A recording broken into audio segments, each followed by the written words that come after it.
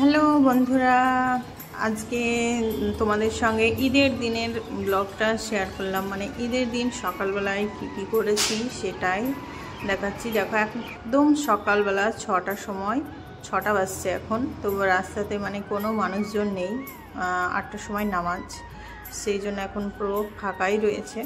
তো দেখো ঈদের দিন আমি লুচি করব সকালবেলায়, সেই জন্য কিন্তু আটা ভিজিয়ে নিয়েছি।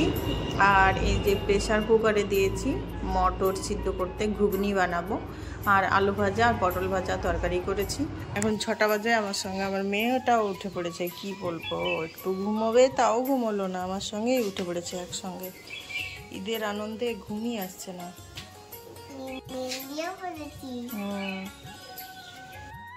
আর 8টার সময় নামাজ, তো আমি রান্নাবান্নাটা আগে সেরে নিচ্ছি।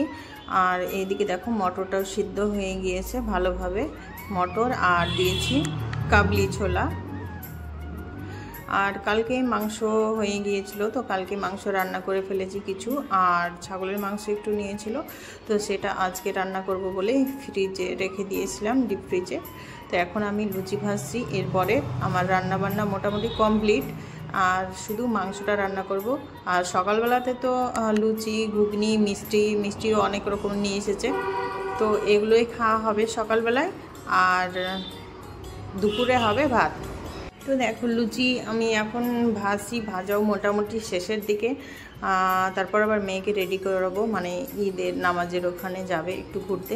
তো দেখো এই মাংসটা ছাগলের মাংস, এটা রেখে দিয়েছিলাম, মানে আজকেই রান্না করব, মানে ঈদের দিন রান্না করব, সেই জন্য রেখে দিয়েছিলাম। আর কালকে মাংস নেওয়া হয়েছিল, সেগুলো কালকেই রান্না করেছি।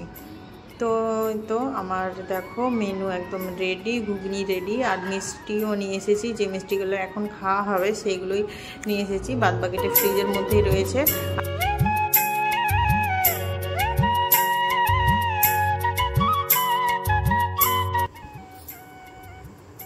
আর এখন দেখো একদম বিকেলবেলা বলতে এখন 4টে বাজছে। তো এই টাইমে কিন্তু রেডি হয়ে গিয়েছি একটু বেরোবো বলে। আর দুপুরবেলায় খাওয়া দাওয়া করার পর একটু রেস্ট করার পর এখন আবার রেডি হয়েছি, একটু ঘুরতে যাব।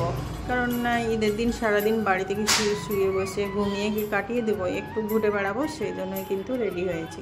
কিন্তু ঘুরতে গিয়ে তো ঘোরা তো হয়নি, আবার ঘুরে চলে এসেছি, এই তো বেরিয়ে পড়েছি।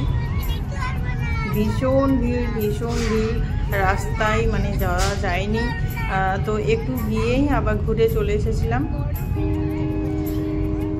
তারপর বাড়ির কাছাকাছি জায়গাগুলোতেই ঘুরে সময় কাটিয়েছি।